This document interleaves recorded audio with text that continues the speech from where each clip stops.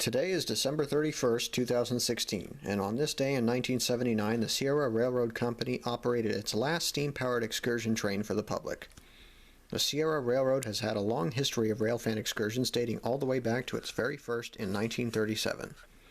Even after retiring its steam locomotives in favor of two Baldwin S-12 diesels in 1955, steam excursions continued to be a memorable part of the Sierra's history. In 1970, Charles Crocker, whose grandfather played a major role in financing the railroad's construction, pitched the idea of a railroad park named Railtown 1897. Due in large part to great public sentiment for the steam trains, Crocker and Associates brought back weekend steam excursions pulled by Engine 28. Shortly after, locomotive number 34 was brought back into service, and thus began a tradition of steam triple headers with the Sierra's last operating steam locomotives. As the years rolled on, Railtown made less and less money and visitorship was steadily declining. And so it was that the Sierra Railroad would operate its last New Year's Eve steam special, and the locomotives were tucked away awaiting an uncertain future. Fortunately for Railtown, Charles Crocker's sentiment for his family's railroad would end up being one of the many factors that would ensure its preservation. So guys, I thought I'd start off the Shoptime a little differently this month with the first segment. And right at this moment I have the number 28 taken apart, as I'm sad to report that I've been doing this quite a bit lately. Not completely apart, but I just took out the drive wheels, except for the one that the main rods are connected to because it's too difficult to take apart and put back together. Yeah, I have the other drivers dropped, removed the crank pins and then just dropped them out. And the main reason for this is that the 28 just is not picking up enough power off these wheels. She doesn't have any pickup on the tender at this time, because before I wire the pickup from the tender to the locomotive, I have to put a DCC decoder in there, and I'm just not ready to do that at this time. So I'm trying to clean the drivers. I'm going to go and run them under some warm water with soap to get all the oil and grease off there, which there's a lot of on this engine. All of my engines are pretty well lubricated. Sometimes a lot of dirt and grease and things get in there, and they get dirty pretty fast. As soon as even though I cleaned the wheel surfaces last night on the 28, I came back this morning and the contacts were already filled with dirty oil and grease and whatnot. So I'm just going to run the drivers under some warm water and clean them up, and yeah. We can't really see it from this angle, but the drivers are pretty dirty. Well, they have a lot of lubrication on them, but that lubrication in turn picks up a lot of dust and dirt that is inherently a part of the module. And really, there's no great way to keep it out of there because of the design of my retainer plate for the drive wheels. It's very open. The same thing on the 3. The 3 gets pretty dirty too, but because the 3 doesn't have pickup on the locomotive portion and just the tenders, it's not as big of an issue. But yeah, so I'm going to clean these up and we'll be back in a moment. So I'm back after cleaning up the drive wheels, including the one that's still in place on the locomotive. And they were somewhat dirty, but as I said before, I cleaned them last night, so they weren't too incredibly dirty, as I somewhat assumed. But I did find something interesting on one of the drive wheels. There are 2 sets of flanged drivers on the locomotive and 2 sets of blind drivers. The blind drivers have some kind of wobble in them that doesn't allow them to pick up that much electricity. So they weren't a huge concern. It was more so the front and back set of drivers, which have the flanges on them. They have constant contact with the rail. I don't know why it's only those ones and not the blind drivers too. But in any case, someday I'll end up replacing these with the more appropriate drive wheel sets, and they should work better. But for now, I was cleaning these drive wheels, and on this one right here, the rear set, I was looking at a little piece of, it looked like dirt was really caked on there, so I tried cleaning it off with some alcohol. I use regular isopropyl roping alcohol, some people would say that's not the right kind of thing to use, but if you wipe it off, it doesn't really matter. So I was trying to get the little piece of dirt off with that, and it still wouldn't come off. And then I look closer, and it's a little piece of glue that has dirt caked into it. It's like, oh geez, no wonder the thing wasn't picking up electricity. So I got that off of there and gave him a real good cleaning, and I'm gonna put it back together pretty quick, and hopefully it works a little bit better. Because the last few days the 28's just been terrible. It has not been running well at all. So hopefully that solves part of the problem. But as I said, some of the drive wheels are just plain screwed up, so I'll have to replace the entire set at some point. Hopefully Roundhouse will give me some replacement parts if they have any. But some of you may have noticed that I'm not working at my usual workspace. I'm actually in front of the computer that's out here in the living room, and I'm also managing my 1929 page at the moment, so I've got that pulled up. But I like to work in front of a computer screen so that I have something, not necessarily something to look up at while I'm working, because obviously I have to pay attention to what I'm working on, but it's more so that, you know, I wear my headphones and I listen to whatever it is that I'm watching. You know, I need something to stimulate me while I'm doing my modeling, and it helps me be more productive, believe it or not. So yeah, I think I was very productive here, and I'm going to put the locomotive back together, and I'll let you know how she runs.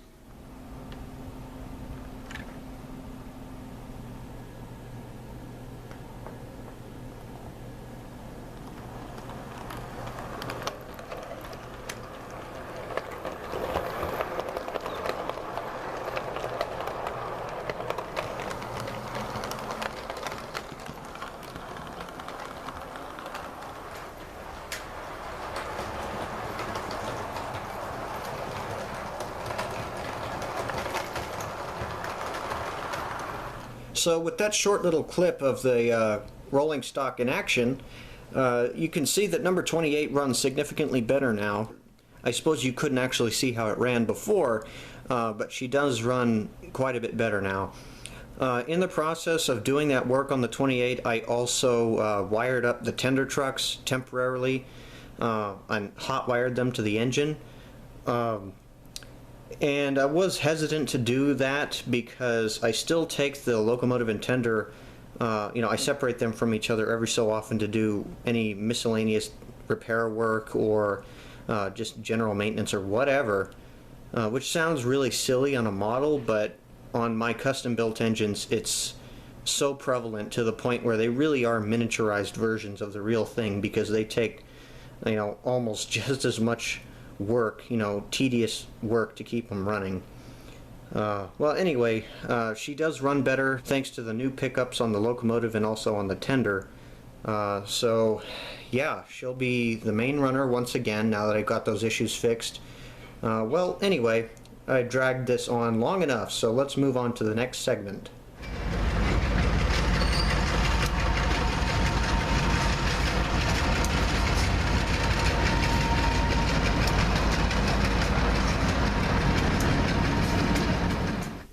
Okay, so for this part of the Shoptime blog, I'm going to do a little update on the progress I've made on Combine number 5 recently. In the last few weeks, I decided to go with a new paint color for this car, which is Tamiya Black Green, which I feel more closely matches the colors that Sierra coaches would have been painted back in the 20s and 30s. Going based off color photos from the 40s and 50s, I decided that black green would be a much more accurate color than even the darker green that I have on it now. The coach green that's on the shorty cars today at Railtown is highly inaccurate. It was a color painted on more recently by movie companies as recently as 20 or 30 years ago, but historically it is not an accurate color to be on those cars, so it's not an accurate thing to base a model on unless you're modeling the cars as they were in the 80s and the 90s. So yeah, I decided to do a repaint on this car, but before I can do that I have to add the remaining trim boards and the window frames on this side of the car, which are now complete.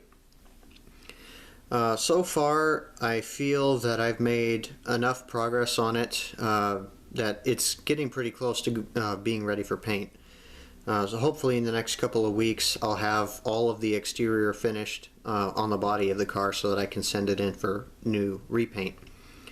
After which I will complete the brake rigging on the bottom of the car.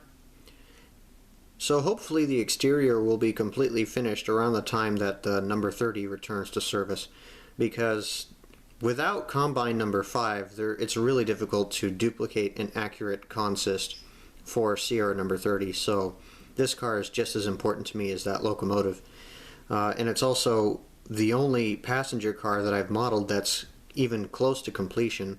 The only other Sierra passenger car I've done work on is baggage car number 8, which is only about halfway done. So this car, it's kind of important to me to finish this up. Well, anyway, hopefully you like what you see on this car. It's coming along very nicely, and I'm hoping to have it back in service again in the next couple of weeks. Okay, so as you can see, Sierra number 5 has been completely repainted, and all of the exterior trim work is done. The only thing left to do on the exterior at this point is to complete the brake rigging and install the doors on both ends of the car, and of course the glazing for the windows. From there it'll be to do the interior, which is going to take some time for me to research, such as whether or not the floor was painted or stained back in the 1920s. Currently it's got some faded paint on it, but I want to make sure that it is correct for that time period before I try to replicate that. There are really only a few more details left before I can consider this project completely finished. The interior, although it's going to be very meticulous, will be very rewarding when it's complete, so I'm really looking forward to that, and hope that it won't take too much longer to get to that point. Well, anyway, here's combine number 5. She's really looking good. I'm very proud of this car. Over the last 3 or 4 years that I've had it and worked on it. So hope you guys enjoyed this little segment showing off the number 5, and let's move on with the rest of the video. For this month's review of a 1920s era prototype freight car, we're going to be looking at the new Tangent 8,000 gallon lap seam tank car that they just released. This model, I gotta say, right out of the box, it's absolutely gorgeous. I mean, I've bought models that I haven't had to assemble straight out of the box before, such as the MTH Reefer that I bought a while back. But this one, just, I don't know what to compare it to. The detail is so excellent. The lettering is all very crisp and legible. Even without magnification, you can read some of the small lettering. That's how plain and crisp it is. The grab irons on the dome are separately applied, and they're made of metal as opposed to plastic, so they're pretty durable. The uncoupling levers on each end of the car are also metal, and they are actually movable. They're not set in place. The steps on the corners of the car are plastic, but they seem to be very durable. I have not had any problems with any details on this car being knocked out of place or having broken or anything, which usually on a car that has as much fine detail as this you would really worry about, but so far nothing has really happened with this car to speak of. The only problem that I can conceivably put on this car, and I'm not sure if this is on purpose or not, the trucks on this car do not match those found in the builder's photo of the car that Tangent has on their website. And I'm not sure if this is a type of truck that they put on later, or if this is a later version of this car. It's supposed to be as built. That is the only thing that I can say about it that I'm not entirely sure of as far as accuracy. But I won't take it off. I assume that later on, after arch bar trucks were outlawed, that they would have put on Bettendorf or Andrews, whatever types of trucks that are on it now. The car comes with Katy scale head couplers. Out of the box, it comes with those, as opposed to McHenry couplers or whatever else you might find on, say, Bachmann rolling stock or whatever. I'll be switching them out for my Sargent couplers, so it really doesn't make any difference to me what kind of couplers it comes with. but most people by now have gone to using the scale head KD couplers. At this point, you kind of expect it to have those types of couplers or whatever, something similar. So anyway, back on topic. This model is absolutely beautiful. I have really no problems with it. The only thing that I'm unsure of, as I said before, are the type of trucks that it comes with. But because I can't find any photos of these cars without that type of truck, I can't, knock the model because of it. Even though this is supposed to be the as-built version of this car in this paint scheme. But other than that, the model is absolutely gorgeous. I just looked on Tangent's site the other day and said they are completely sold out of every variation of this car in every paint scheme. So I'm lucky I got mine when I did. Hope you guys enjoyed this review. Let's move on with the rest of the video. So for this next segment, I'm going to do something I like to call getting off my ass and actually finishing a project, or at least get working on it, because yeah, so let's see. The last Shoptime was in July, and I have barely touched the 30 at all since then. As a matter of fact, this is the first time this is the first time I've literally picked up and done anything with this stuff in probably 2 months. I did finish the tender frame, just about. All it's missing are its steps. The trucks are not attached as of yet. And the tender cistern still hasn't moved beyond the bottom base for the tank. And today I'm going to make the top section, and then I'm going to try to get off my ass and cut the sides for it, because the locomotive, as I said in the last vlog, really is ready to go except for its running gear and a couple other things. There's nothing really major left to do on the locomotive. It already runs. So I need to get off my ass and finish the tender. I still have the DCC decoder for it that I want to put back in with new wiring and some contacts on the tender trucks to help the locomotive run better.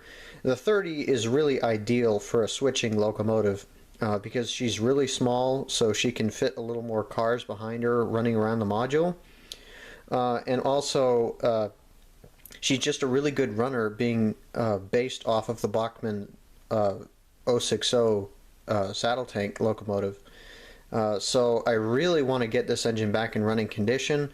I'm really looking forward to triple heading with the 3 and 28, having the number 30 in there. I really can't wait to see that. So without further ado, let's cut to after I've actually done some work on this thing. Okay, so it's been a few days, and I have had enough time finally to get the tender cistern for the number 30 almost completely finished, or at least completely soldered up and ready to prime. That is until I finish trimming the edges. Some of them don't line up exactly, like the top piece and the bottom. I need to make them all nice and even and smooth. I gotta take some sandpaper, probably several hours worth of sanding to clean all the solder off of it. It looks really terribly crude right now, but trust me, when it's done, it'll look better than the 3s and the 28s, or at least just as good, because the 3s and 28s tender cisterns that I built, I admittedly gotta say that they're pretty good. But anyway, the point is to get all of my equipment's level of detail to match, and that's why I had to go back and build this new tender cistern for the 30. So it's looking really good right now. I'm going to move on, and we'll come back to this in just a moment after I've finished sanding it and getting it primed. Okay, so it's been a little while now, and I've done a lot of work on the tender cistern for the 30. Just about the only thing left to do on it is to drill holes to solder all the remaining handrails, and after which I'll clean it up and prime it. One thing I've been very careful to do before I paint anything these days is to make sure all of the acid from the flux and the oils and fingerprints and things like that are off of the metal, so that the paint has a nice clean surface to stick to. I think that's just the general rule of thumb when you're painting anything. But on my stuff, because I've had so many problems with paint on the finished products, I've been really careful to do that a lot more in the recent projects. The number 28 is a product of really good prep work because the tender turned out flawlessly. It's one of the best ones I've done that the paint has really held up pretty well on. Granted, I've weathered it now, so it doesn't really make a difference, but yeah, good paint surfaces, good looking paint is really important to me, and it really should be for anyone working towards a finished model. So I got one handrail on, but I have 3 more to do. There's not a whole lot else that I have to do on the tender. The tender frame has yet to be attached to the trucks. I have to make up some steps for the frame. Then I have to screw the trucks on and put on the last few details. There's going to be some rivet detail on the frame because the frame on these locomotives, they were riveted together back in those days rather than being made out of wood. After I do all that, then I have to drill holes in the bottom of the tender cistern for the contact wires and for the DCC decoder to fit in place. I'll be putting the TCS decoder that was in the 30 just before I took it apart. I'll be putting it back in the tender. So she'll be DCC capable again. She should run pretty well. The last major thing to do before this thing gets its final coat of black paint will be to retrace the rivet pattern on the old tender cistern. I got to copy that pattern and apply it onto this one. Apply Archer rivet decals. After I'm satisfied with it, then I'll go ahead and paint it semi-gloss black to match the engine. And then the reassembly process will be in full swing at that point. So for this portion of the shop time, I'm going to talk about a little problem that I've been having with the number 3. And I believe it stems back to these trucks here.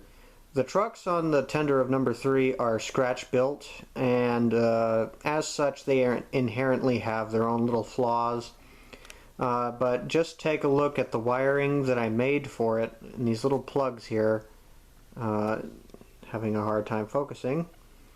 Yeah, they're very crude, and they don't seem to be connecting very well with the plugs on the tender.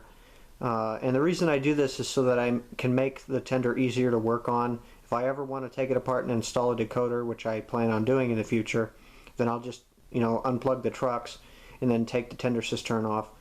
But anyway, so I'm going to replace these plugs with some TCS new micro plugs that I bought today, and hopefully come back and have it all assembled and see how it works. Alright guys, we're on to the final segment for shop time, and that's where I kind of freelance it old word in the shop style and just walk around and show you what you've missed. So really there's not much to show other than what you've already seen. Number 3 is back in running order, and she runs very well, as you can see in these short clips here. She's been out of service for, I want to say, 2.5 to 3 months because I've been really slow with the projects as of late. It's been a tie between not having enough time or being too distracted to work on anything and get anything done, which is typical. But that's what happens when you let girls take your attention away. It doesn't matter what your hobby is, they will do it to you.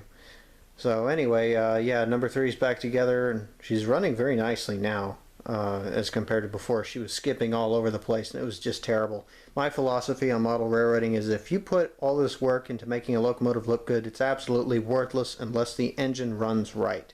Otherwise, it's just a giant paperweight, or a miniature paperweight, I guess.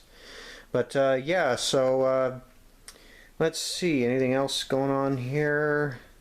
It's pretty empty. The freight depot mock-up is not on the module right now. It's actually supposed to be in process for converting into the permanent model. Unfortunately, the Jamestown Freight Depot as it exists today no longer represents how it looked in the 1920s and 30s. And also the mid to late 40s. It has been completely obscured by its many appearances in motion pictures. So it's really difficult to find photographs of it before the movies came along and people started taking pictures of the Jamestown yard. I've been trying to research it to find out how I'm supposed to model it for being 1929, and it's proven to be very difficult. But anyway, I'm in process of that. I have to go back to Jamestown and take the last few measurements before I can really get going on it. I've been working on building a permanent freight dock, fully detailed individual board freight dock for the thing. And then from there, it should be just relaying siding over the mock-up, and hopefully it won't take more than a couple months to get it, pretty close to being done, because I know it's going to take me a long time to completely detail it. But yeah, so the freight depot is the next major project. And then of course, getting the 30 back in service. Speaking of which, let's go up here and look at the tender, even though you've already seen it pretty much. So here's the 28 with the 30's tender sitting here. Really nothing has been done to it since the segment you saw showing it. But what's going on right now, you see these pencil markings on the tender. That's lining up where the rivets are supposed to go. I have to do the rivets on the 30's tender individually, as I have done for both the 3's and the 28's tender. It's a very meticulous process, but because I can get the right number of rivets, I'm literally a rivet counter. Because I can do it, I figure I should, so I don't have to go back and do it later when it starts to bother me. So yeah, I've been doing that. It's been taking me quite a while to get back to it. One of the things I worked on recently and actually got to a point of completion, or a stopping point anyway, is combine number 5, and she's looking really good. All the exterior trim is done on it. This is the most complete build that I have done so far, because most of my equipment that's custom just never seems to be finished, because there's always some little detail that pops up that I need to do. But number 5 is the closest to being done. I even modified the trucks a little bit. It's kind of hard to see. The lighting's really low back here. That's a crummy thing about the window placement in this room, is that you only get half of it lit. But these are Bitter Creek models, 5-foot wheelbase passenger car trucks. And I modified them so you see that little, I'm not sure what that is, that little bar on the bottom. I added that. I had to file away the bottom of the truck so that I could get that little piece of detail on there, and it looks more like the real thing now. So let's see what's left with the number 5 before it's finished. Well, the brake rigging on the underside of the car, which I should be able to do relatively easily thanks to a drawing that I have that I used to make the car, has full underframe detail shown. And let's see, the interior is the big one, and that's going to take a while to do because I have to research what colors the interior was back in the 1920s. For example, the floor on the inside of the car as it is today it's got red chipping paint all over it. But you would think that a car like this would have a completely wood-stained interior, but as it exists today, that is not the case. So I have to figure out what would be appropriate to model this car, because when I do interior and anything, I'm going to go full steam at it. I'm going to make sure that I get it right. So that's going to take a while for me to research. But anyway, she's very close to being done. The last 3 or 4 years that I've had this model, I've never once gotten this far, as sad as it is to say, but she's really looking good now, so I think it makes up for it. Really not much else is up here. Flat car number 20 with the bow, the sag in it, is in progress, although I haven't touched it in a few months.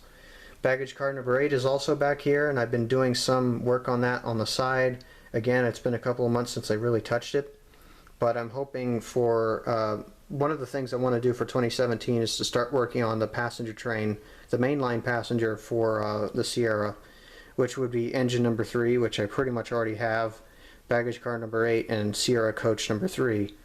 So hopefully I can get that mostly complete sometime in 2017. What else? I found the turntables, Angels Camp, and Jamestown. Probably not going to do any work on Angels Camp for a while because there's just no need to. I did that as a side project just because I was bored at the time. Even though it's really close to being ready for paint, You know, all I have to do is complete all the truss rods and everything. You know, even though it's really close, there's no point in working on it because we have nowhere to put it. So I'd much rather work on Jamestown, and once I get that done, I'd like to do some more work on the Jamestown roundhouse module, which is over here against the wall. And I plan on doing that once I get a new foam frame made, a new foam base made for that module, because I'm going to end up taking the wood skin off that the track is laid on top of. I'm going to put a foam frame, kind of like I did with the Jamestown Depot module here, which has got a foam base and some 1" by 1" frame members. I'm planning on doing something similar for the roundhouse module so that it's easier to work with. It would be easier to make the turntable pit by just digging out, you know, carving out the foam where the pit would be. And hopefully things will start progressing a lot faster when I get to that point. But really right now it's just a matter of time and resources, which are very minimal at the moment because they've got a lot of things going on right now.